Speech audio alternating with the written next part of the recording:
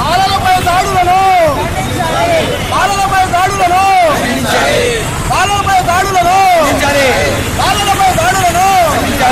నశించాలి నశించాలి ఉగ్రవాదం నశించాలి ఉగ్రవాదం నశించాలి ఉగ్రవాదం నశించాలి నశించాలి ఉగ్రవాదం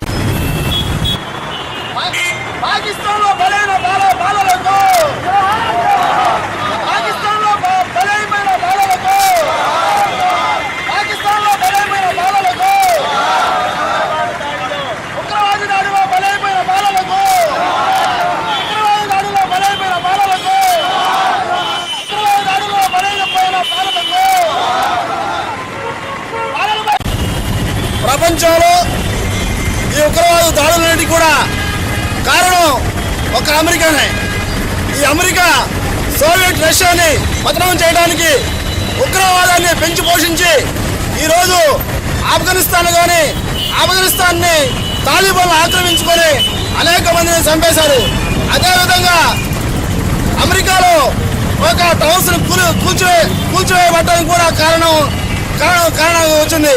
అదేవిధంగా ఈరోజు అభం శుభం తెలియని 70 మంది బడి పిల్లలను అక్రమంగా అన్యాయంగా కొంచెం కూడా వాళ్ళ మనం విచక్షణారహితంగా వాళ్ళని కాల్చి చంపడం ఇది భయంకరమైన ప్రపంచం నివ్వరపోయే విషయాన్ని ఈ సమయంలో మేము తెలియజేస్తా ఉన్నాను. అదేవిధంగా ఈ ఉగ్రవాద దాడులను ప్రతి ఒక్కరూ కూడా ఖండించాలి. అందరూ ఈ విషయంలో పెద్ద ఈ అమెరికా చాలా అన్యాయమైన వాళ్ళను పోషించి ఈరోజు ప్రపంచాన్ని సర్వనాశనం కూడా చేసింది అమెరికానే. అందుకనే ఈరోజు అమెరికా దాని మూల్యం కూడా చెల్లించుకుంటూ ఈ ప్రపంచాన్ని మొత్తం అమెరికా సర్వనాశనం చేసింది. ఈ ఉగ్రవాదాన్ని పెంచి పోషించి ఈ విధంగా అనేక మంది కూడా బలైపోతా ఉన్నారు ఈ ఉగ్రవాద దాడులు. కాబట్టి ఈ యొక్క ఉగ్రవాదాన్ని అణచివేయాలని ఈ ప్రపంచాన్ని ఛాదిస్తున్న ఈ యొక్క అనేక ప్రతి దేశం యొక్క ప్రధానమంత్రులైతేనేమి నాయకులైతేనేమి ఈ సందర్భంలో మేమందరం కూడా జరిగిన తాలిబాన్ల ఉగ్రవాద దాడిలో మరణించిన బాలులకు ముందుగా ప్రజాస్వామ్యవాదుల మేధావులు నిరసన ఖండిస్తున్నాము. అదేవిధంగా ఈరోజు ఉగ్రవాద చర్యలు అనేవి ప్రపంచవ్యాప్తంగా చాలా ఉన్నాయి. ఈ ప్రపంచవ్యాప్తంగా ఉన్న ప్రజాస్వామ్య దేశాలన్నీ కూడా ఈ ఉగ్రవాద చర్యలను ఖండించాల్సిన అవసరం ఉంది. అదేవిధంగా ప్రపంచంలో ఉండే ప్రజాస్వామ్య దేశాలు మేధావులు అందరూ కూడా ఈ ఉగ్రవాద చర్యలకు పాల్పడుతున్న తాలిబాన్ సంస్థ కానీ ఇంకా ఇతర ఉగ్రవాద సంస్థలు అన్నింటినీ కూడా ఒక ఐక్యరాజ్య సమితి తరఫునైనా సరే వాటికి బహిష్కరణ చేసి వాటి కార్యక్రమాలని అదుపులో పెట్టాల్సిన అవసరము ఈ ప్రపంచ మానవాడిస్తుందని తెలియజేస్తారు. కాదు, ప్రపంచం శాంతి సౌభాగ్యాలతో విలసిల్లాల్సిన సందర్భంలో నిన్న మొన్న మలాలా గతంలో తాలిబాన్ల యొక్క దాడులకు అమ్మాయి చదువుకునే దానికి వ్యతిరేకంగా జరిగినటువంటి దాడులకు బలైపోయి దానికి వ్యతిరేకంగా పోరాడి దానికి నోబెల్ శాంతి బహుమతి తీసుకొచ్చుకుంది. అమ్మాయి ప్రతి ఒక్కరు కూడా చక్కగా పిల్లలు చదువుకోవాలని కోరుకుంది. కానీ 2 రోజులు జరగగానే ఈ విధంగా పాకిస్తాన్లో పెషావర్లో తాలిబాన్లు అభం శుభం తెలియనటువంటి పసి పిల్లల మీద ఆ విధంగా సైన్యం యొక్క వేషం వేసుకొని వచ్చి దాడి జరపడం అనేటువంటిది తీవ్రంగా ప్రపంచం మొత్తం కూడా ఇది ఒక అంతర్జాతీయ సమస్యగా తీసుకోవాల్సినటువంటి అవసరం ఉంది. ప్రతి ఒక్కరు కూడా బాలల హక్కుల కోసం పోరాడాలి. ప్రపంచ శాంతి సౌభాగ్యాల కోసం అన్ని దేశాలు ఏకం కావాలని చెప్పి ఈ రోజు కావలిలో అన్ని ప్రజా సంఘాల తరఫున కోరుకుంటున్నాం.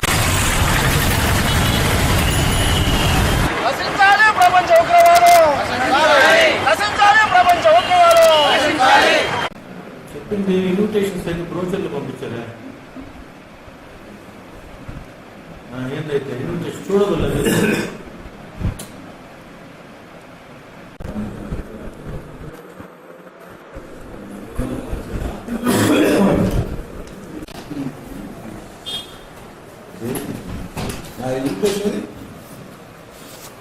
అదిగా బ్రోచర్ తీసుకో, దీన్ని తీసుకో.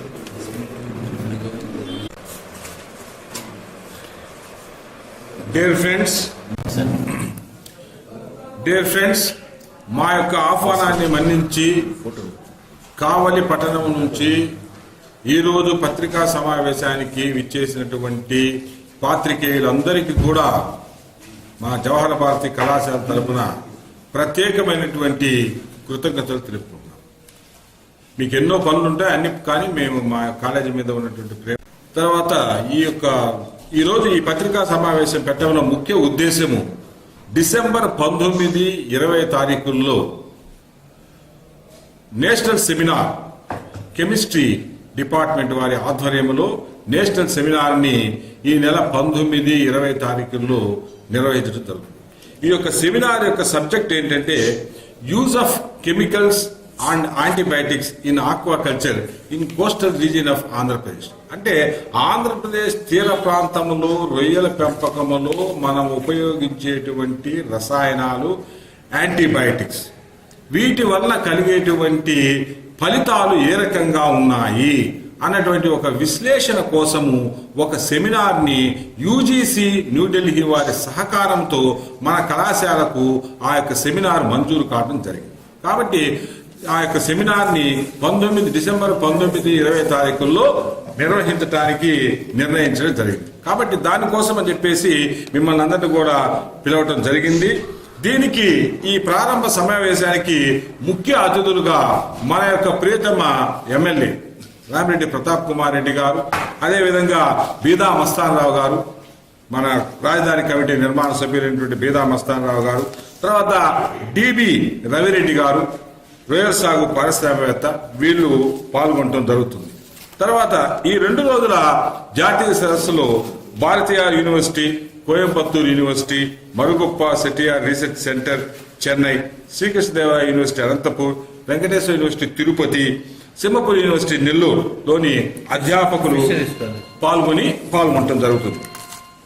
అదేవిధంగా ఫిషరీస్ కాలేజ్ ప్రిన్సిపాల్ అయినటువంటి పి హరిబాబు గారు కూడా నెల్లూరు ప్రభుత్వ మత్స్య కళాశాలకు సంబంధించిన ప్రిన్సిపాల్ ఆచార్య పి హరిబాబు గారు కూడా వచ్చి దీనికి సంబంధించి కీలక ఉపన్యాసం చేస్తారు. అంటే కీనోట్ అడ్రస్, కీలక ఉపన్యాసము వారు మొట్టమొదట చేయటం జరుగుతుంది. తర్వాత ఈ యొక్క సెమినార్ని మనం ప్రారంభించడం, ఈ సెమినార్లో పాల్గొనడానికి వచ్చినటువంటి అధ్యాపకులు, పరిశోధకులు, ఔత్సాహికవేత్తలు వీళ్ళందరూ కూడా తమ వ్యాసాల్ని ఏమేమైతే వ్యాసాలు రాసుకొచ్చారో వీటి గురించి ఈ థీమ్కి సంబంధించి ఆక్వాకల్చర్లో కెమికల్స్, యాంటీబయాటిక్స్ ఉపయోగించడం వలన ఉన్నటువంటి లాభాలు, నష్టాలు, దీని మీద స్థూలంకుషంగా ఆ యొక్క సెమినార్ జరిగి ఏ రకంగా అయితే మన యొక్క ఆక్వాకల్చర్ ఇండస్ట్రీ డెవలప్ అవుతుంది, ఏ రకమైనటువంటి కెమికల్స్, యాంటీబయాటిక్స్ యూజ్ చేస్తే ఈ యొక్క రొయ్యల సాగు మన భారతదేశంలో బ్రహ్మాండంగా సాగుతున్నటువంటి విషయం గురించి ఒక కన్క్లూజన్కి వచ్చి ఆ కన్క్లూజన్స్ అన్నీ కూడా మనము యూజీసీకి ఎవరైతే సెమినార్ మనకు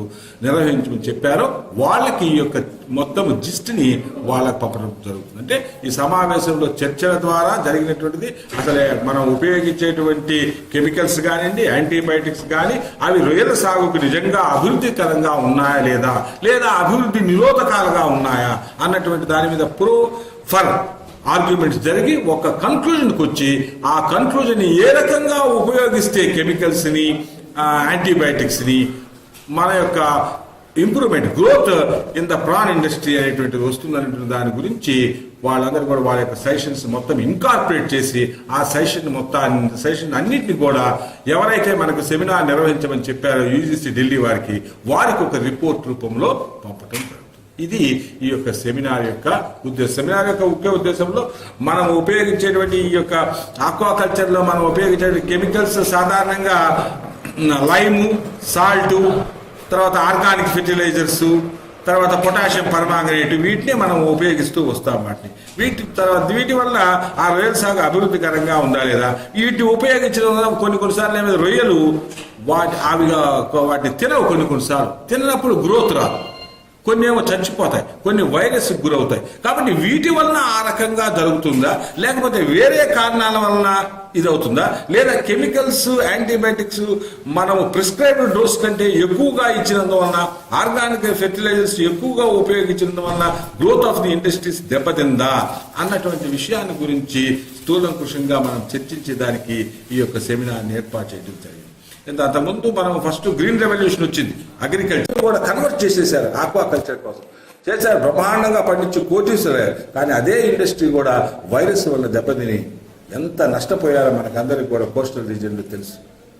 అదే టైగర్ ప్రాన్ ఇది చేసినప్పుడు టైగర్ ప్రాన్ ఒక కేజీకి 2-3 పడినప్పుడు ఒక టైగర్ ప్రాన్ 1400-1500 రూపాయలు కూడా, ఒకే ఒక్క రొయ్యి కూడా 1500 రూపాయలు అమ్మే సందర్భం కూడా. అదే టైగర్ ప్రాన్ మళ్ళీ క్లోజ్ చేసి వాళ్ళ డబ్బులంతా పోగొట్టుకొని దరిద్రులైనటువంటి పరిస్థితి కూడా ఉంది. కాబట్టి దీంట్లో ఏ రకంగా చేసింది, కానీ ఇది భారతదేశ ఆర్థిక అభివృద్ధికి మటుకు ఆక్వాకల్చర్ ఇండస్ట్రీస్ చాలా ఉపయోగం. ఎందుకంటే మనకు విదేశ మారక ద్రవ్యాన్ని సంపాదించుకోవడానికి ఎక్స్పోర్ట్ చేస్తాం కాబట్టి విదేశ మారక ద్రవ్యం ఎక్కువగా వస్తుంది. అది which ultimately leads to the development of the country. కాబట్టి దీని ఉంది, కానీ దీన్ని ఏ రకంగా మంచిగా ఉపయోగించి గ్రోత్ ఏ రకంగా ఇండస్ట్రీస్ ఆక్వాకల్చర్ తీసుకురావాలా అన్నటువంటి దానికోసము ఇంపార్టెంట్ టాపిక్ కాబట్టి ఈ టాపిక్ మీద సెమినార్ నిర్వహించబడుతుంది. ఈ సెమినార్కి మీరందరూ కూడా, మీ పత్రిక ఇక్కడికి వచ్చినటువంటి వాళ్ళందరూ కూడా, ఇంకా మీ ఫ్రెండ్స్ అందరూ కూడా రావాలి. 19వ తారీఖు ఉదయం 10 గంటలకి ఇనాగ్రల్ సెషన్ మొట్టమొదట ప్రారంభం జరుగుతుంది. ఒక 1 అవర్ అది మోస్ట్ ఇంపార్టెంట్. మీరు ఇనాగ్రల్ కవర్ చేసిన తర్వాత ఇక సెమినార్ ప్రారంభం అవుతుంది. సెమినార్ ప్రారంభమైంది, అందరు పరిశోధకులంతా కూడా వారు వ్యాసాలు ఇవ్వటం, ఆ ఉపన్యాసాలు, కీలక ఉపన్యాసం ఇవన్నీ జరుగుతుంది కదా. కాబట్టి మీరు 19 మీద ఎక్కువగా కాన్సన్ట్రేట్ చేయాలి. 20 వ్యాలిడిక్టరీ, 20 ఈవినింగ్ వ్యాలిడిక్టరీ, మధ్యాహ్నం 3 గంటలకు 20వ తారీఖు వ్యాలిడిక్టరీ క్లోజింగ్.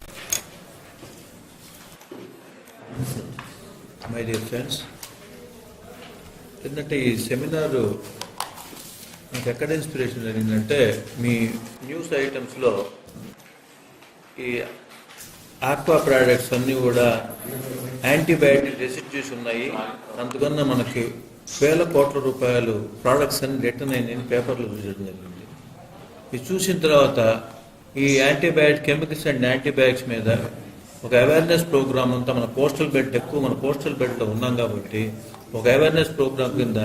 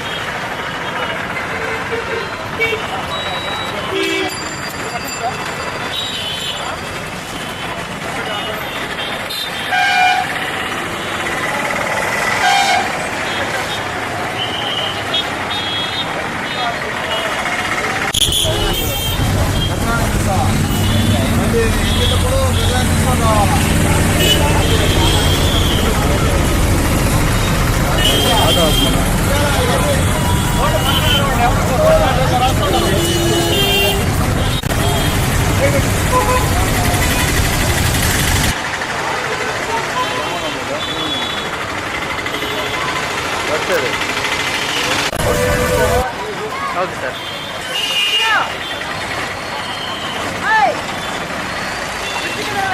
అది మా మొక్కలో తెచ్చారిపోయా, మన రోజు అదే పని అయిపోయా.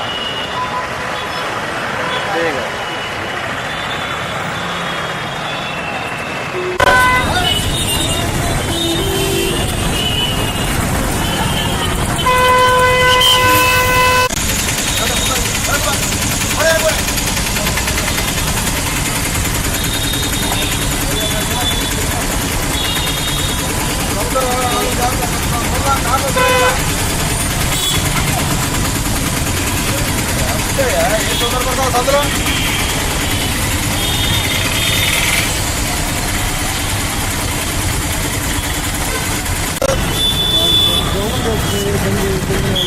స్టేషన్లో పెట్టేస్తా బండి ఎక్కు బండి ఎక్కు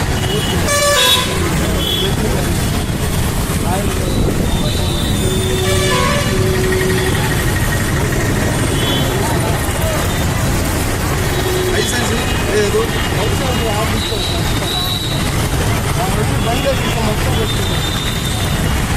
ఇంకోటి ఇచ్చావా బండి తోలుతున్నావు లైసెన్స్ లేకుండా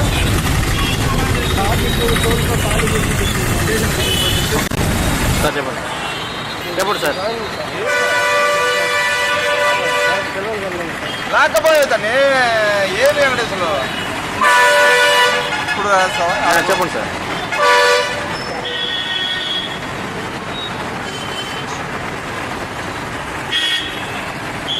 టూ వీలర్స్ మోటార్